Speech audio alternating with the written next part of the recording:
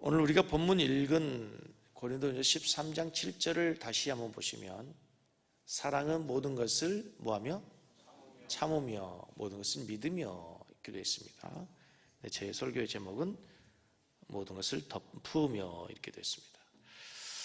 오늘 이 개역 성경, 우리 성경에서는 사랑은 모든 것을 참는다 이렇게 되어 있는데, 이 참는다라고 하는 단어가 헬라어로는 스테고라고 하는 단어입니다. 근데 이 단어가 이제 여러 의미가 있어요. 그래서 참는다라고 번역될 수도 있지만 또 다른 의미로는 덮는다라고 의미가 해석이 될 수도 있습니다. 그래서 우리 성경에서는 참으며로 되어 있지만 표준 새번역, 다른 번역본 성경에서는 이렇게 되어 있습니다. 같이 한번 읽을까요? 사랑은 모든 것을 덮어주며 모든 것을 믿으며. 그러니까 참으며를 뭐로 됐어요? 덮으며로 됐다는 거죠. 요 성경뿐만 아니고 캐톨릭에서 사용하는 공동 번역에는 이렇게 되어 있습니다. 다시 한번 읽겠습니다. 사랑은 모든 것을 덮어주어로 되어 있다는 거죠. 그러니까 이 성경은 참으며로도 될 수 있겠지만 덮으며로도 번역이 될 수 있는데, 지금 고린도전서 13장에서 사랑을 표현하는 단어들이 각각 다르잖아요. 근데 이미 참는다라고 하는 단어는 앞에서 나왔어요. 처음에 사랑을 정할 때 사랑은 오래 참고 했잖아요. 그래서 이 번역은 참는다라고 하는 번역보다는 덮어준다는 번역이 더 맞고, 맨 마지막에 가서 보면은 또 참는다고 하는 비슷한 단어의 견디며라는 단어가 있기 때문에 이 번역은 성경 옆에다가 참으며라고 하는 단어보다는 덮으며로 적어 놓으면 더욱더 좋은 해석이 될 것 같습니다. 그래서 오늘 설교의 제목은 사랑은 모든 것을 덮어줍니다 라는 제목입니다. 여러분 어떻습니까? 사랑은 모든 것을 덮어준다 라고 하는 정의에 동의하십니까? 그렇습니다. 생각해 보십시오. 정말 내가 사랑하는 사람은 어떤 허물이 있을 때, 잘못이 있을 때, 죄가 있을 때 덮어주고 싶습니다.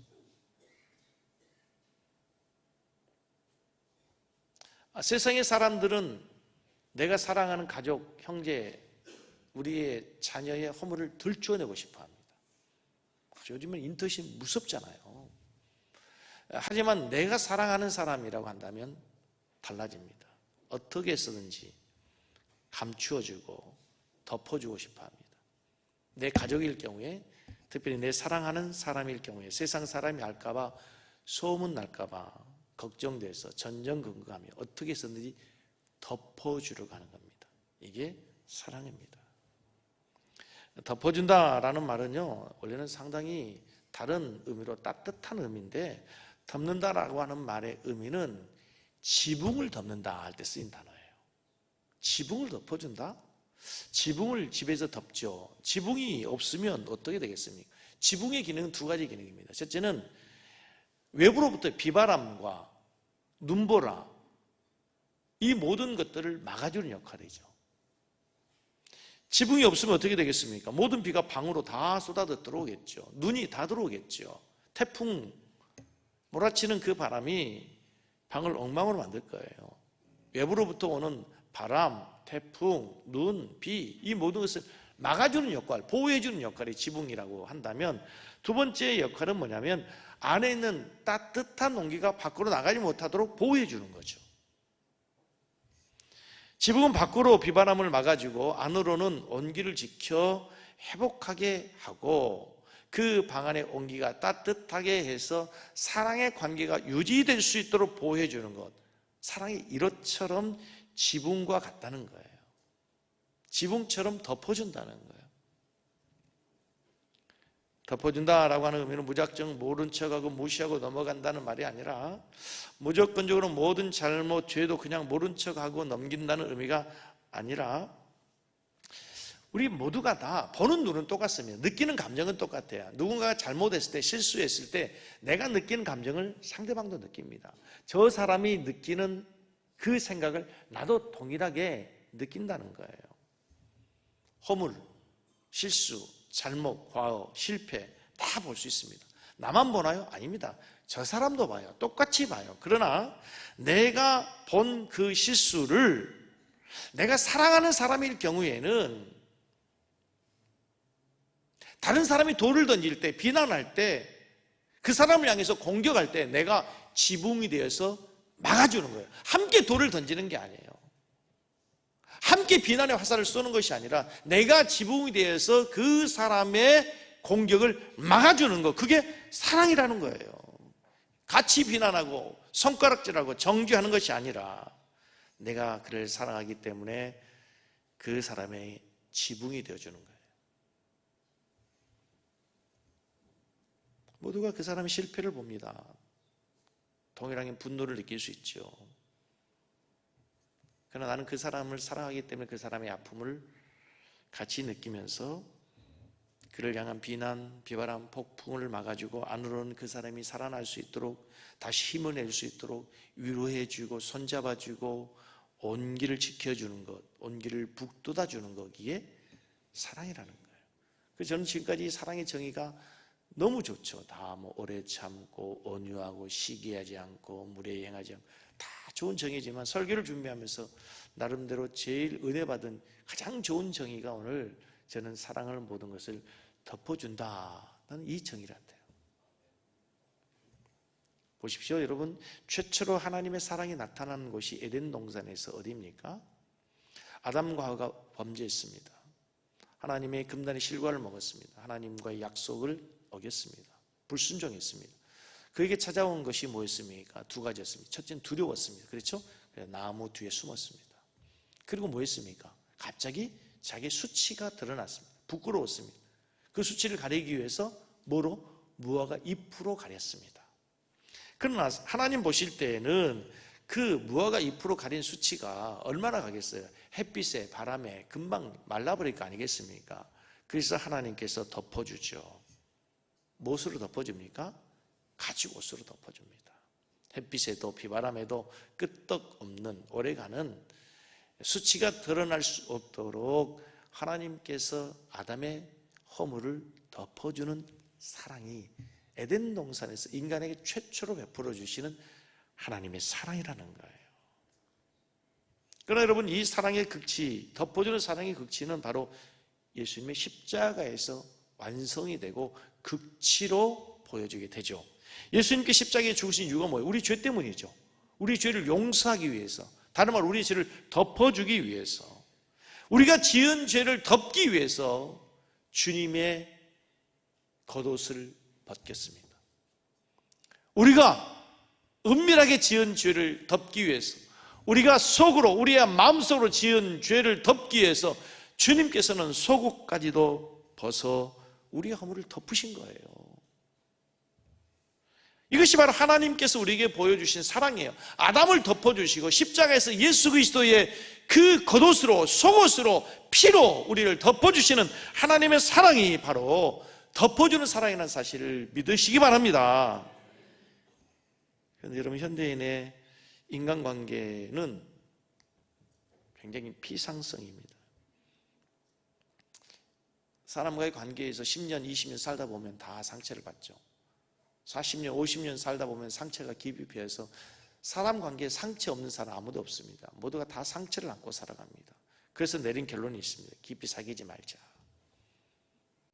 깊이 관계하지 말자. 그래서 자기를 감춥니다. 드러내지 않습니다.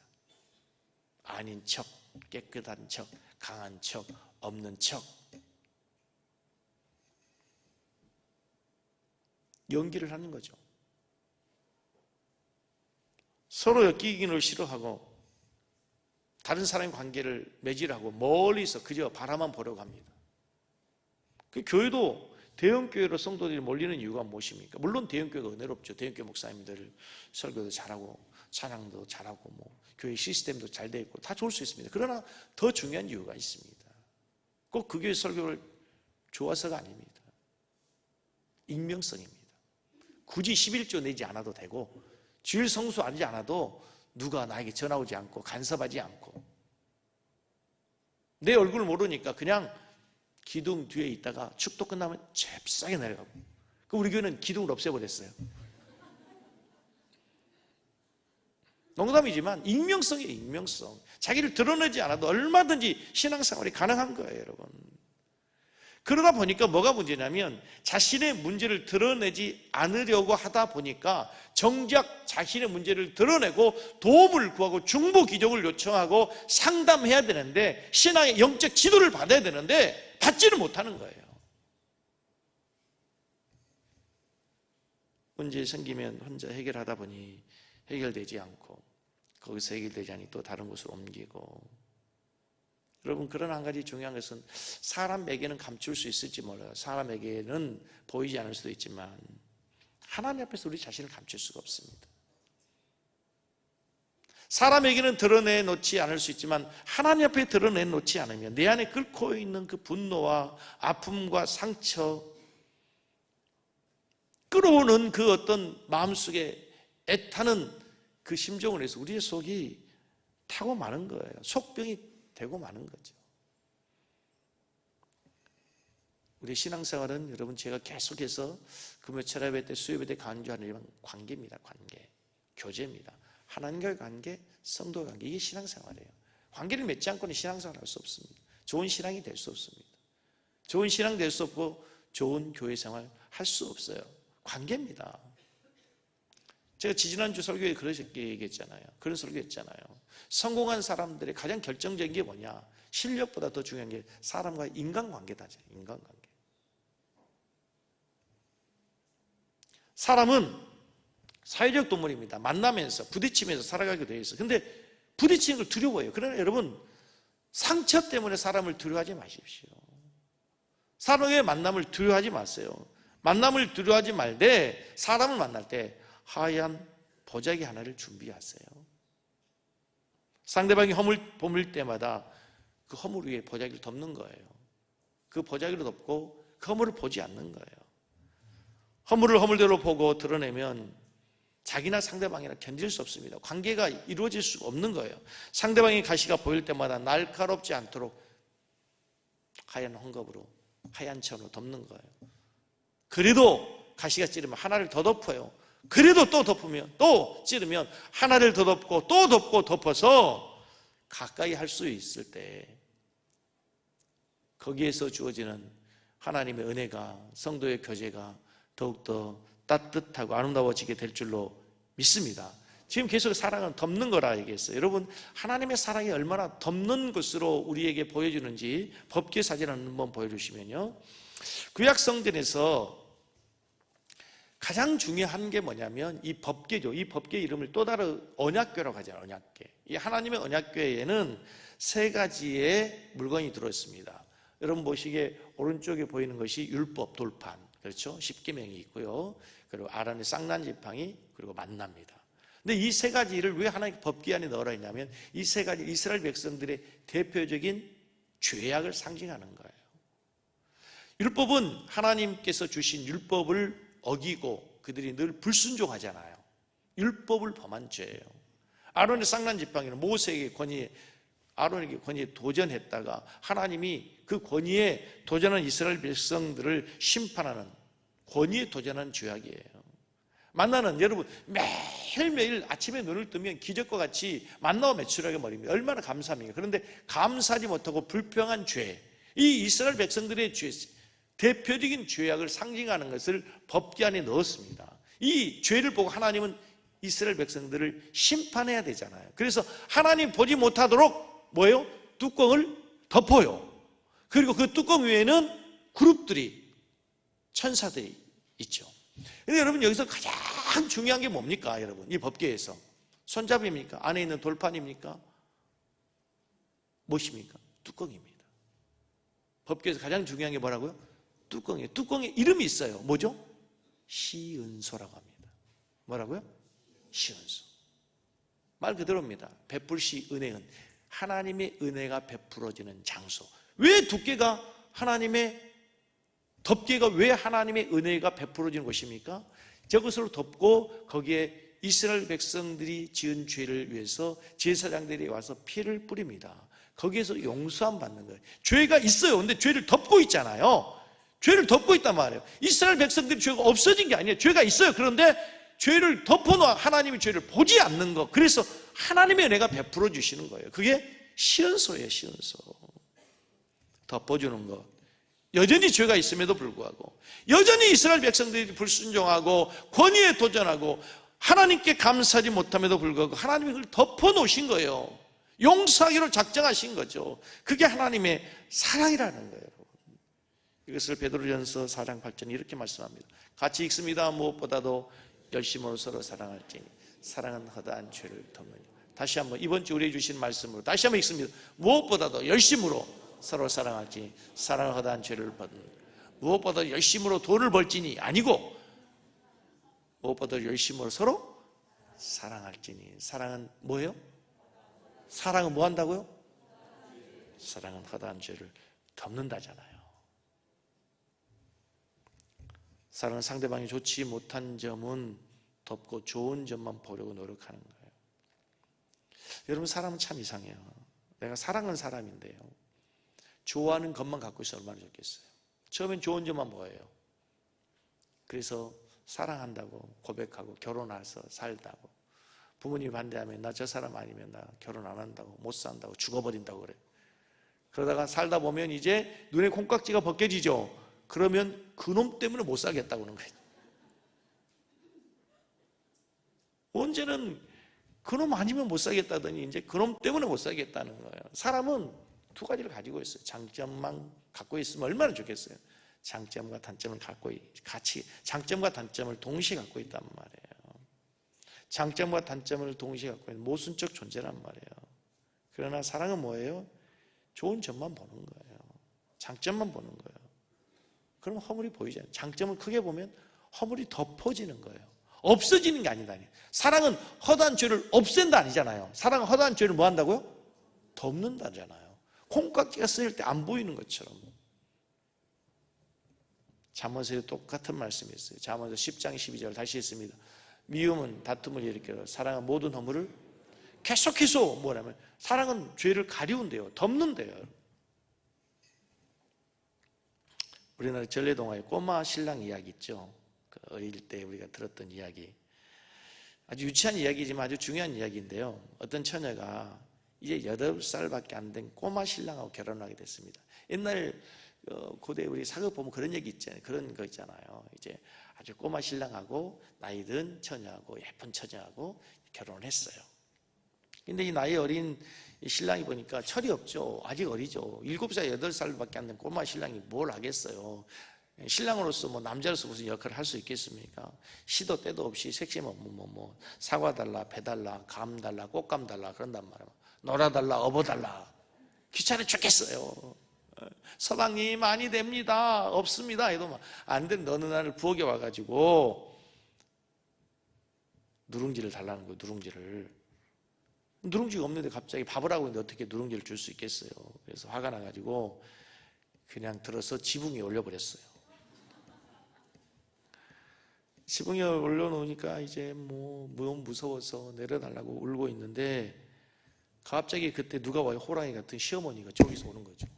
순간 그것을 본 며느리가 아이고 이제 큰일 났구나, 이젠 죽었구나 했는데 그때 꼬마 신랑이 울음을 뚝 그치더니 섹시야, 큰 호박 달까 작은 호박 달까?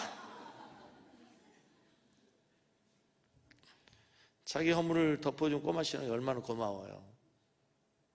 그 순간 이 철부지 꼬마 신랑도 섹시의 허물을 덮어줘야 된다는 걸 아는 거죠. 보호해줘야 된다는 거예요. 덮어준다는 말은 보호해준다는 거예요. 그 내용의 마지막에 보면 그래서 그 신랑을, 그 꼬마 신랑을 이 섹시가 더 사랑하고 더 예뻐해주고 행복하게 살았다, 뭐 그런 이야기예요. 잠언서에 또 동일한 말씀이 있어요. 17장 9절. 아무튼 오늘 계속 나가기 전에는 덮어준다. 자, 17장 9절 시 읽겠습니다. 허물을 덮어주는 자는 사랑을 구하는 자요, 그것을 거듭 말하는 자는. 여러분 어떤 사람이세요? 허물을 덮어주는 사람입니까? 그것을 거듭 말해서 이간하는 사람입니까?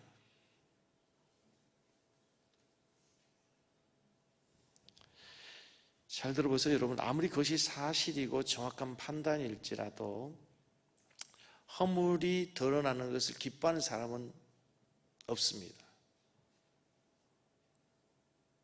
대부분 사람들은요, 자기가 실수했을 때 실수를 압니까, 모릅니까? 압니다. 자기 실수한 거 모르는 사람이 있어요. 알아요. 잘못한 거 압니다. 아이고, 내가 좀 참을 걸. 아이고, 내가 또 실수했네. 근데 누군가가 그때의 자기의 실수, 허물을 지적하면 인정하고 싶지 않습니다. 그래서 어쩌라고? 이렇게. 이때 아유, 죄송합니다. 아유, 제가 실수했네요. 이런 사람은 우리 윤서복 장로님 외에는 별로 많지 않아요. 많지 않아요. 쉽지 않단 말이에요, 사람이. 허물을 인정하고 싶지 않아요.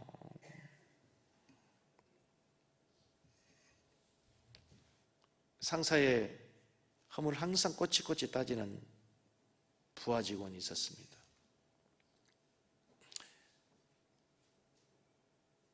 그 똑똑한 부하 직원을 향해서 상사가 어느 날 조용한 곳으로 불러서 이렇게 얘기합니다. 자네, 명석함과 지혜로움의 차이를 아는가? 여러분, 명석함과 지혜로움의 차이가 뭡니까? 똑똑한 거, 명석한 거. 상사의 잘못을 찾아내고 상사의 잘못을 구별하는 것은 명석함이네. 그러나 그것을 말하지 않는 것은 지혜로움이네. 따라서 하겠습니다. 잘못을 찾아내는 것은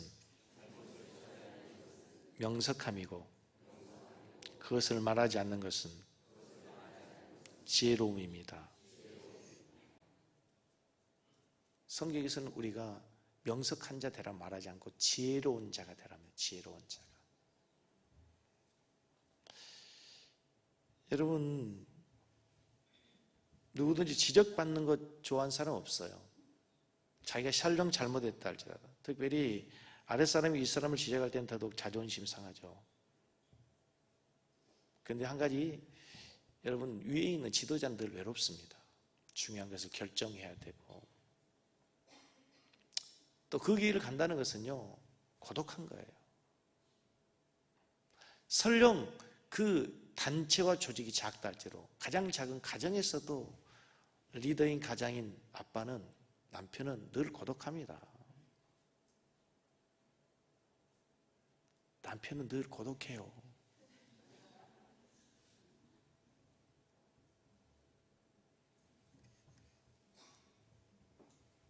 인정받고 싶고 박수받고 싶죠. 누구든지 다 존경받고 싶죠. 사랑하는 성도 여러분, 가정에서 남편을 사랑하십니까? 아멘이 적습니다. 남편을 사랑하시나요? 아버지를 사랑하십니까? 덮어주시기 바랍니다. 아내를 사랑하시나요? 자녀를 사랑하십니까? 덮어주시기 바랍니다. 부부싸움 할 때마다 막 10년 전 신혼 초에 있었던 막 그거 사건을 가지고 그때 그랬잖아. 언제까지 그러실 거예요? 언제까지? 네? 언제까지 그러실 거예요?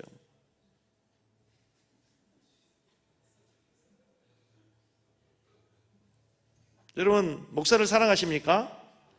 덮어주시기 바랍니다. 덮어주세요. 셀리더를 사랑하세요? 덮어주시기 바랍니다. 지붕이 되어주세요. 여러분, 회사에서 여러분들이 그리스도인 증표가 뭡니까? 밥 먹을 때 뭐 눈 감고 기도한 거, 그게 아닙니다.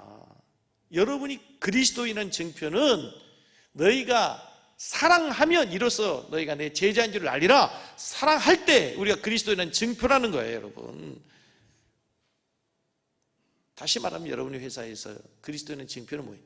지붕이 되어주는 거예요. 모든 사람이 돌을 던질 때, 비난의 화살을 던질 때, 그 사람을 정죄할 때 그 사람 앞에서 바람막이 되어주는 거예요. 지붕이 되어주는 거예요. 같이 돈 던지고 비난하고 총 쏘는 게 아니라 비바람 되어주고 막아주고 따뜻한 온기를 보호해주는, 이것이 사랑인 줄로 믿습니다. 아마 오래된 이야기로 여러분 실제 있었던 사건인데 기억하실지 모르겠습니다. 한 아들이 유흥비가 필요했습니다. 부모님께 달라고 합니다. 몇 번은 주겠죠.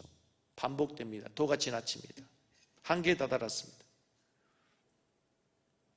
어느 날 아들이 극단적 선택을 합니다. 아들이 아버지를 죽이고 엄마를 죽입니다. 아버지와 다툼 끝에 손톱 끝이 잘립니다. 어머니가 순간 죽어가면서 아들의 손톱을 입에 넣습니다. 아들이 범인인 것을 죽어가면서도 감추기 위해서. 아무리 범인을 추적해도 나오지 않는데 부검 결과 어머니의 입술에서 잘린 아들의 손톱이 나오죠. 결정적 증거가 되죠. 이게 마지막까지 가는 순간에도 자기를 죽이고 아버지를 죽인, 엄마 아버지를 죽인, 부모를 죽이는 그 아들의 폐륜도 그 죄를 덮어주는 것이 부모님의 사랑이다 하는 거예요. 이처럼 사랑은 모든 것을 덮어줍니다. 사랑은 세상에 어떠한 보자기보다는 없습니다. 사랑으로 덮여지지 않는 죄와 허물은 없습니다. 특별히 주님의 공생애를 보면 주님은 죄를, 허물을 들추어내지 않습니다. 덮어주십니다. 삭개오가 얼마나 나쁜 놈인지 알잖아요. 주님은 그의 집에 가서 한 번도 그의 죄를 들춰내지 않습니다. 그런데 삭개오가 스스로 죄를 회개합니다. 가늠한 여인, 현장에서 붙잡힌 가늠한 여인이 왔습니다. 모든 사람이 돌을 들고 있습니다. 분노에 차서 율법에 의하면 그 여인은 지금 돌에 맞아 죽어야 합니다. 주님이 땅바닥에 뭐라 쓰셨습니다. 뭐라고 썼는지 아무도 알 수 없습니다. 많은 학자들은 추측하기를 그들이 지은 죄를 주님께서 그 사람들의 마음에 심령에 썼다는 거죠. 너 어제 무슨 짓 했잖아. 너 그제 무슨 짓 했잖아. 그들의 죄를 지적했다는 거죠. 모두 다 발길을 돌렸습니다. 그 여인을 정죄하지 않는 거죠. 그 여인의 죄를 덮어주신 거죠. 그리고 주님 말씀하십니다. 나도 너를 정죄하지 않느냐노니 가서 다시는 죄를 범하지 마라. 주님은 그를 정죄하지 않으셨어요. 덮어주신 거예요. 또한 주님께서는 십자가에 못 박혀 피 흘려 돌아가심으로 말미암아 우리의 모든 죄와 허물을 다 덮어주신 줄로 믿습니다. 사람들은 상대방의 약점이나 허물을 보면 동네방네 떠들고 다닙니다. 그러나 주님은 오히려 사랑으로 덮어주셨어요. 이것이 주님의 사랑, 하나님의 사랑, 아가페의 사랑인 줄로 믿습니다.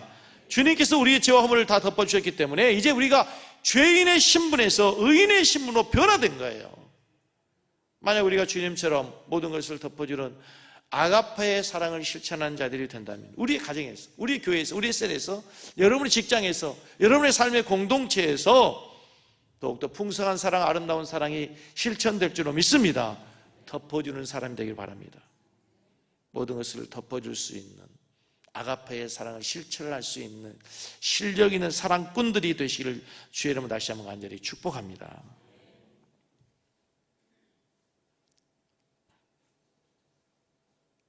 마르틴 루터는 우리에게 이렇게 얘기했습니다. 우리는 의인이면서 동시에 죄인이다. 우리는 의인이면서 죄인입니다.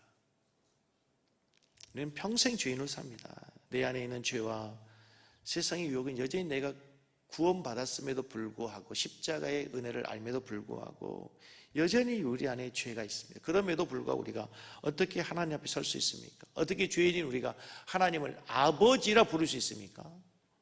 주님께서 자신의 의로운 옷을 벗어 우리에게 입혀주셨기 때문에 성경이 이렇게 표현합니다. 갈라디아서 3장 27절 같이 읽습니다. 누구든지 그리스도와 합하여 세례를 받은 자는 그리스도로 옷 입었느니라. 이거 잠깐 띄워놓으세요. 여러분 우리가 우리의 죄의 옷을 입고 하나님 앞에 서지 않습니다. 이미 우리는 예수 그리스도와 합하여 세례를 받는 순간 이제 우리는 그리스도로 옷을 입었어요.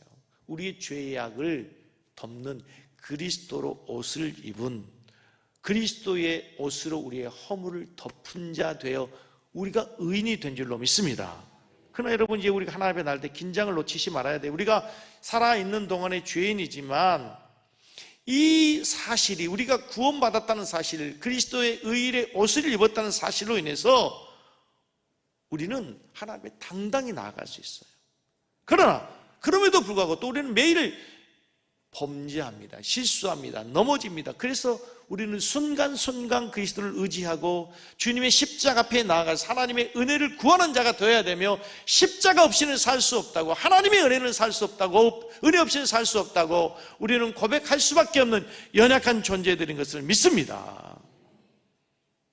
결론을 맺습니다. 여러분, 사람을 살리는 것은 이와 같이 허물을 덮어주는 사랑입니다. 우린 예수님으로부터 허물을 덮어주는 이 사랑을 받고 새 생명을 얻은 자들입니다. 주님 이제 우리에게 말씀하십니다. 내가 너의 죄를 덮음처럼 너도 이웃의 허물을, 형제의 허물을 덮어주고 감싸주며 지붕이 되어주라. 제가 시 하나를 낭독하고 설교를 마치겠습니다. 눈이라는 시인데요. 장님 앞으로 나오시고요. 눈, 세상을 하얗게 덮어준다. 마치 그 모든 것을 안다는 듯 그동안 애썼다며 토닥여준다. 그 위를 한 발짝 한 발짝 건너라니 지난날 나의 과오와 부족함이 선명한 발자국으로 남겨진다.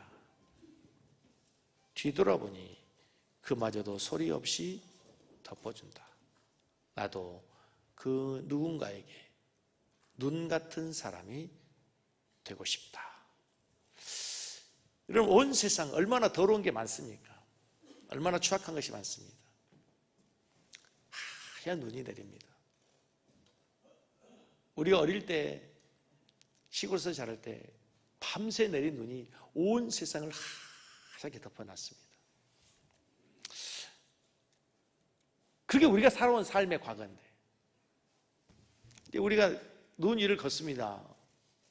발자국이 남죠. 발자국이 남아요. 그런데 놀라운 것은요, 그 발자국, 죄의 발자국, 우리의 삶의 흔적인데도 계속 눈이다 보면 어느 순간 내가 남겨놓은 그 발자국의 흔적도 눈으로 덮여져 없어지고 마는 거예요. 오늘 이 시인은 이렇게 얘기했어요. 나도 누군가에게 눈 같은 사람이 되고 싶다. 나도 누군가에게 눈 같은 사람이 되고 싶다. 허물을 덮어주고 그동안의 그의 삶에 남겨진 모든 삶의 흔적을 깨끗이 덮어주는 눈 같은 사람이 되고 싶다. 우리의 고백이 되기를 원합니다. 우리 아바